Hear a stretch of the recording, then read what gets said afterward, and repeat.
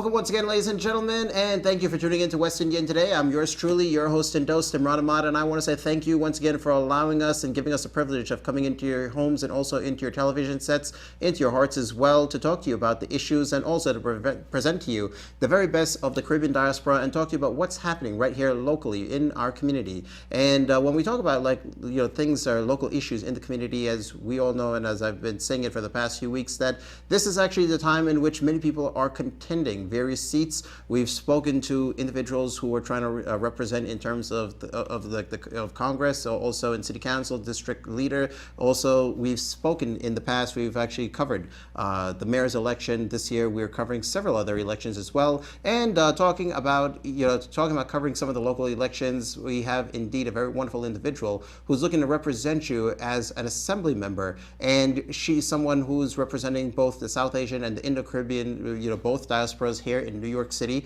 Someone whom I've known to be very active in business and also very active with the community as well. So joining with me on deck is the Republican candidate for Assembly District of District 33, Assembly District 33. She's none other than Lalita Etwaroo. She joins with me on deck, and I want to say welcome to you. I've known you for a number of years, and great to have you on the show for the first time. Thank you for having me, Imran. Thank you for having me on the show, finally, after knowing me for so many years. And yeah. Definitely. So we're going to talk to her about basically what brought her into the race and also some of the issues that actually she will, that concerns her actually, as well as residents of New York City, and also get an idea of what Assembly District 33, where it represents, and some of the changes that she would like to bring to this party or to the race as well. Now, before we do begin with our discussion, I just would like to let everyone know that if ever you do wish to opine, or if you have any questions in particular for our candidate, none other than Lalita Etwaroo, you can be sure to send us your questions to the information that she'll provide shortly. Also, you can send me your questions to imran@itvgold.com, which we do hope that these questions you put forward to us should inspire a second interview as well. So once again, a very special welcome to you. Now we are talking about Assembly District Assembly District 33. Now, give us an idea. What region of New York City does that represent? So it's Queens Village, Belrose, St. Albans, Cambria Heights, parts of Flora Park, and Hollis as well. Definitely. And an assembly member actually represents, I think it's actually comprises of 150 members in a committee. Yeah. And it's like in the New York State legislature, it's like the lower house, whereas like the Senate is the upper house, actually. Yes, definitely. Okay, definitely. So now give us an idea of like the roles and also the duties of an assembly member. I think that whenever we have like discussions and we talk to people about like local politicians, many times they don't really know who their local elected officials are because they don't really understand the duties entailed, given to that individual. So just give us an idea as to the duties of an assembly member. So an assembly member is basically the lowest representative of the government. I think we get to represent our local community. I think it's more of an intimate relationship between a leader and his or her constituents. And that's the reason why I actually became interested in politics, because I feel like my constituents or constituents in the whole weren't being represented fairly or equally. So that was one of the reasons why I decided to run, especially for in this election for assembly, because I wanted to represent the people and bring their concerns to the floor. Definitely. And when you talk about like constituents who were not being represented, now we're going to move into our first issue, something that is very close to me. And I think that whenever I speak to any candidate, it's always like at the top of the line, because it's actually, the most important thing for New York City as well as state residents as well. And that's education. Now, I've seen when following you on Instagram as well, I saw recently that you had a rally or you were at MS-74. First of all, I want to say thank you to you for choosing that, because that was my middle school. But you're fighting to preserve SHSAT. Now, give us an idea, actually. So SHSAT, I mean, what's the idea, like what's the whole issue on this here? So basically the SHSAT is a test that middle school students take to go into, I believe it's the top 5 Ivy League high schools, right, which normally graduates of these high schools go on to Ivy League colleges or top name colleges. So right now our mayor is pushing a bill forth to abolish the test. My stance on it is I don't want the test to be abolished. I think our kids need to be educated on a standard that they're comfortable with. Right now the abolishment of the test really gives 20% of students who didn't score well an opportunity to go to these schools. While that may be a good opportunity, students who are not up to that potential, how are they going to survive in these schools? And I really think stress level on the students going to be more, maybe standards of the specialized high schools are going to go lower, and then there's really no quality of education anymore. Everyone's going to be given an equal opportunity, and then the quality of education will be absent. So my stand is to really not abolish this test. I mean, I took the specialized high school test, and I was a couple of points away from getting into the high school I wanted to go to, and so I had to stay with my second runner-up high school. And I did well, I turned out well. A lot of parents are complaining that schools are not giving their students an opportunity to prepare for the test, and it's not fair that they have to go out and fund their own test preparations. One of the things I do plan when I am elected Assemblywoman of my district is to have better allocation of education funds, where these programs can be in place in junior high schools to have students be well prepared to take the test and give everyone an equal opportunity. You know, you touched upon a few things when we talk about education. Actually, I mean, many people feel as if like the curriculum now is actually not preparing students for the SHSAT, as well as like in elementary schools, many people feel like actually, well, there's not enough preparation for the specialized, statewide examinations every year. But now coming back to it, I believe it's a big debate versus equality and quality, and I think that was something that you basically put on your Instagram. When you talk about taking that examination, I remember that, I mean, when we talk about equality, I remember when taking that exam back in 2001, there were so many people of of immigrant families who also took that exam as well, and they also went on to the Ivy League high schools. So where is it a question of equality? I mean, from our mayor. I mean, I'm like, that's the hard part I'm trying to understand. I mean, I know that he's saying that he would like everyone and anyone to be able to go to these Ivy League high schools, but isn't that the opportunity? I mean, you take the exam and then you go, so it's a matter of equality right there. I mean, so where does a question of equality come in terms of like abolishing SHSAT? Well, I think when you look at the population of these high schools, it's more Asian. It's more of an Asian community of students that go there. And hey, as immigrants, that's why our parents came here, for us to get a better education and a better life. In terms of taking the test, everyone has an opportunity to take it, but I think students who choose to not take it think that they're not prepared or they'll fail. And most of us that get pushed to take the test by our parents are of, let's say, Asian descent. And that's why everyone says the test is racist, but I really don't think it is. And the problem of everyone having an opportunity and not everyone being able to pass and get into a specialized high school, that is something we really need to focus on our education system. If we have these programs in place in junior high schools to get all of our students ready, then all of our students should be taking the test and all of our students should be passing to go to these high schools. In terms of there probably aren't any African Americans in specialized high school, I think that's totally wrong. There are many of them there, and there are a larger population of Asian kids, but there are African American, there are Hispanic kids, there are all kinds of kids in there. They're just not showing those numbers. Yeah, I agree with that, because I mean, I just recently, about last summer, we had a close friend, a family friend of mine. We were celebrating the graduation of her son, who graduated from Stuyvesant High School, who qualified to go to Stuyvesant High School after taking SHSAT. So when it's a matter of equality, I think that anyone can take the examination. Right. Once you qualify, then you definitely do go in, and that actually produces, quality as well. So, all right, let's come to a few things. One question in mind. I mean, with the Assembly majority, basically, I believe it's Carl Hastie, with him in support of Mayor de Blasio, do you think that SHSAT will be abolished, or do you think that with the support of Brian Kolb, that it could be protected? I think Assemblyman Kolb is really, really pushing for it not to be abolished, but it looks like it's going to be that way, and it's probably going to get abolished. Recently, there have been many rallies with students, even teachers, pleading to the mayor not to abolish this test, and here are the reasons why. But I think the majority of people think that the test needs to be abolished. I mean, in recent news, we've been even hearing about, they're thinking about lowering the score for the SAT to get into college. So if this is what our education system is coming to, we need some people in place to not have these things displaced from us. Definitely. Okay, so we spoke a lot about education. Now let's move on to a few other things. Now, when we talk about it, when we talk about equality, I mean, many people feel that all across the state, many individuals are actually victims of hate crimes, and some actually on the left. I mean, I hate to pinpoint it actually to those on the left, but it's a left ideology that people who look like you and me, who eat the kind of, you know, the food that we eat at home, that we're actually, because we look a certain way, we are going to be victims of a hate crime. Now, let's just say, for example, that we're true.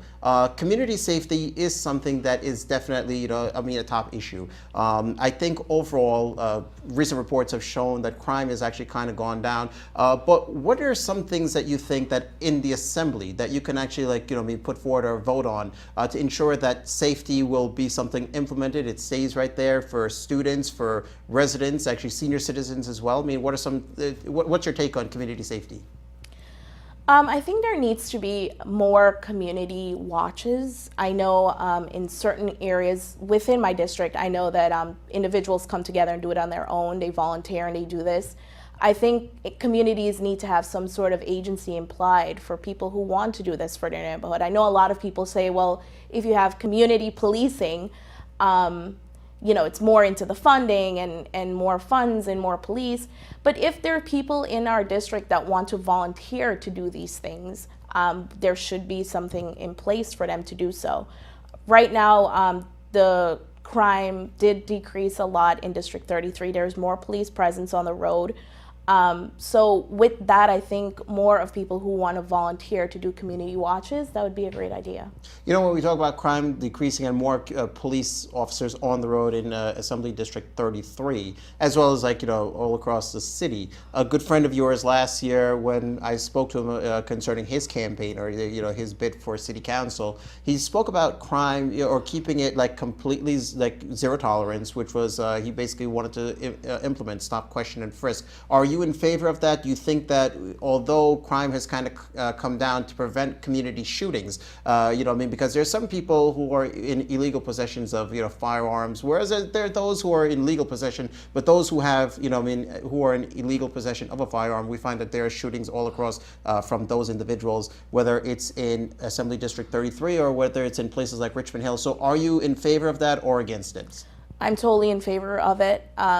You know, if stop, question, and frisk was in place to make a community better, and if you have nothing to be afraid of, then why would you have an objection to it? But many people, like on the left, especially, you know, those representing South Asians as well as Indo-Caribbeans, and, you know, I mean, I don't think that this is an issue of race, but many people feel, well, when you stop, when you frisk an individual, I mean, majority of them are unfortunately young African-American men. As soon as, like, they've been frisked by an individual, well, then they say, hey, it's a racist thing. So, I mean, how do you defend that stance with people of your creed?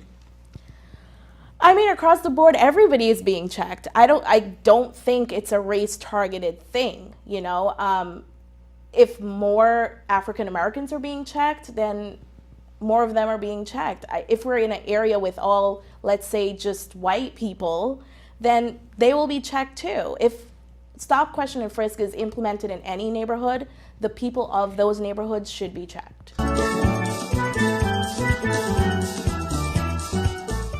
Definitely. Okay, so let's talk about a few ideas in your campaign, actually. So, I mean, as you mentioned, like you said, that representation has not been there for your constituents. We spoke about education, misrepresentation of you with education with SHSAT. We elaborately spoke on that. What are a few ideas? I mean, being involved in the business aspect, as well as so many other things as well. Where do you feel like your constituents are not being properly represented?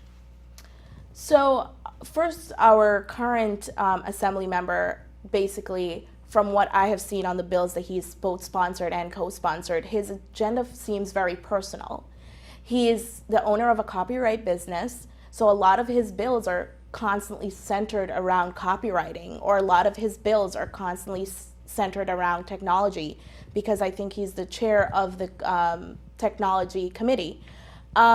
You would think that the number of bills that he's sponsored on technology, that we're living in a smart district, but we're not. We still have broken roads, we still have broken parks that we can't provide our children a good playground with, And I think that's where the lack of misrepresentation comes.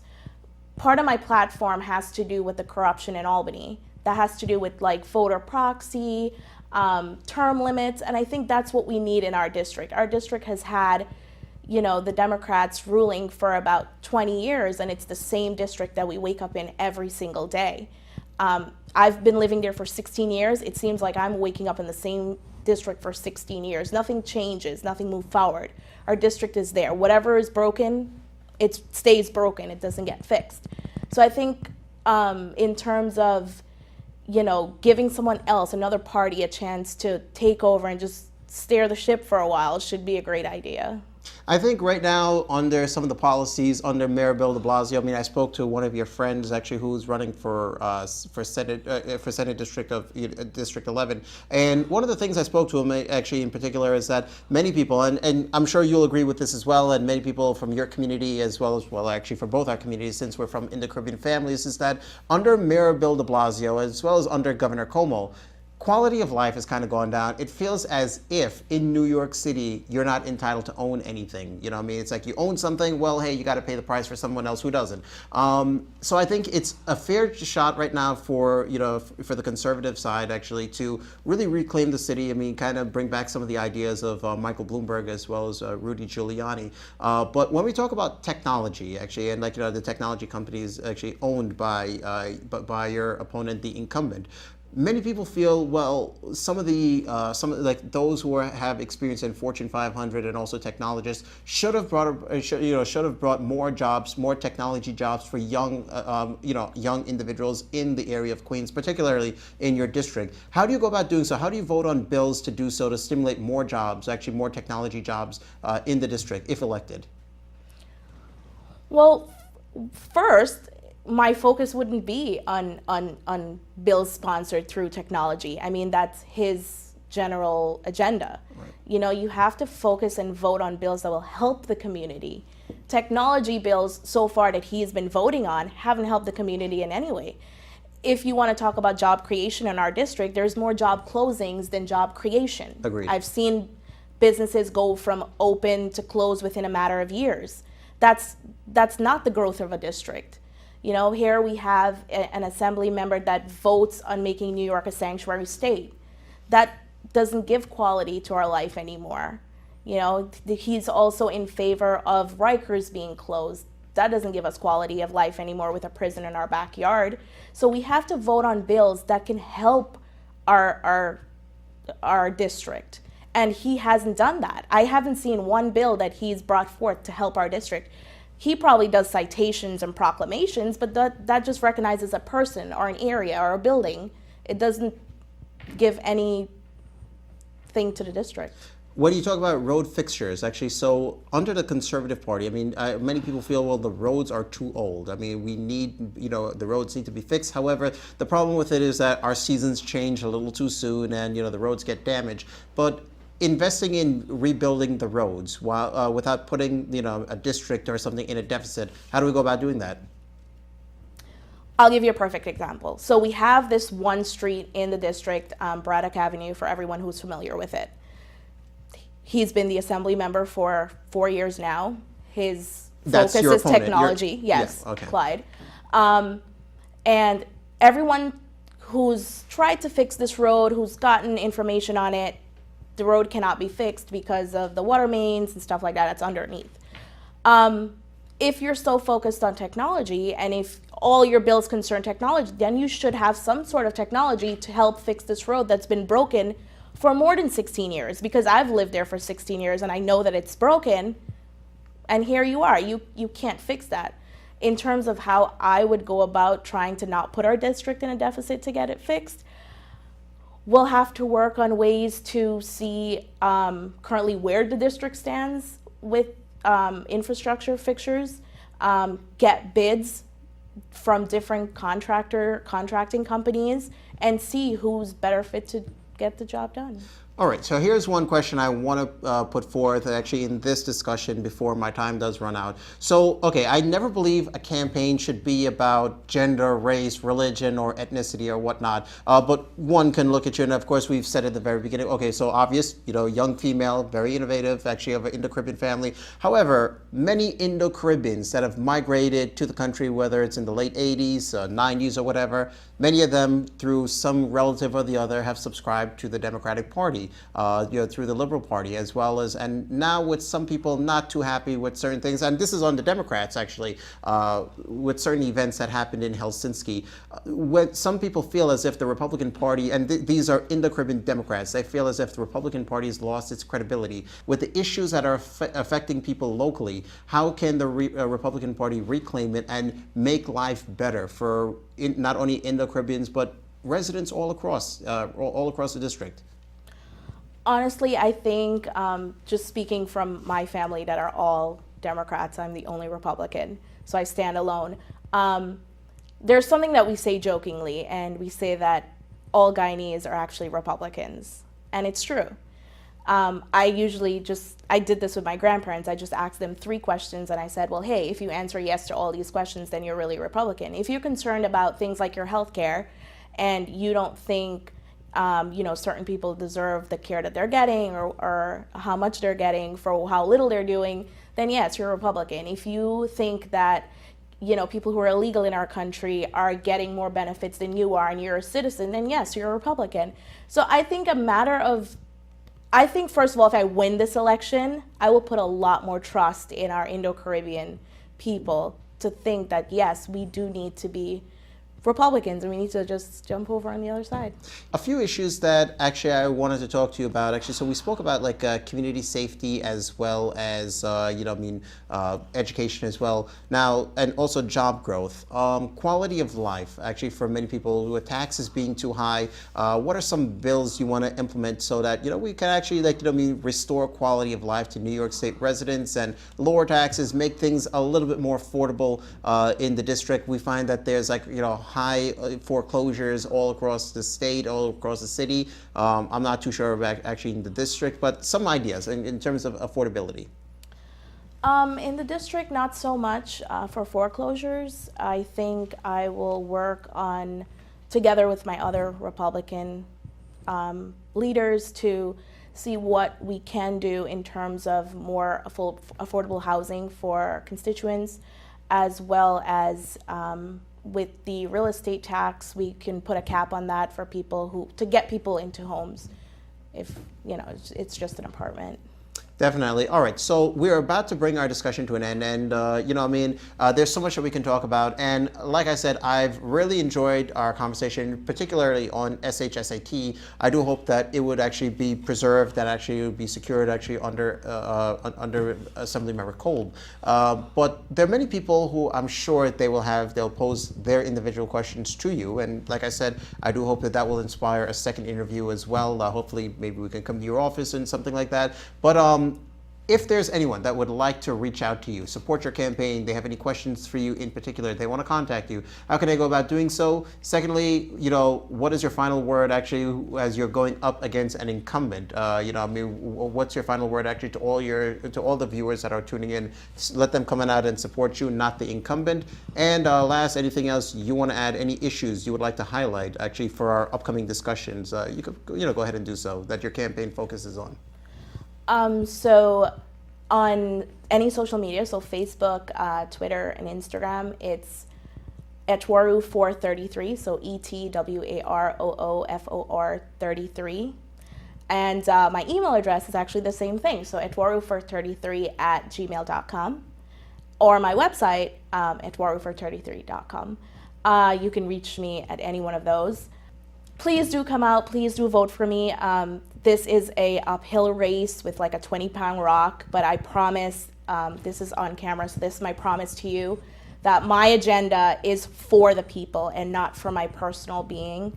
I will represent you. I will fight for you. I will fight for our state, just so that we can move forward and we can have a better life in District 33. Definitely. Well, I want to say thank you to you for coming down, and all the very best to you. And looking forward for our second discussion, as well as hopefully, maybe who knows, with the amount of questions sometimes we get, that might actually lead to a third. But we wish you all the very best in this race, and hopefully this will inspire change. And also for young Indo-Caribbean women, I do hope that this will be a form of motivation to them to be active in the political process. Thank you so much, and all the very best to you. Thank you. Thank you. It's been a pleasure. And to all our viewers, thank you for tuning in. And remember, you can weigh in your thoughts on some of the issues that we spoke about today. You can send your questions to Ms. Etwaroo, or you can also pose your questions to me, imran8@itvgold.com. We'll be more than happy to pose them to her in our upcoming discussions. Special thank you to Mr. Ravi Kumar and the staff and management of ITV. And this is yours truly saying to you, our time with you is officially over. We've enjoyed being in your company. We do hope you've enjoyed ours as well. Until next week, have a blessed and a wonderful week ahead.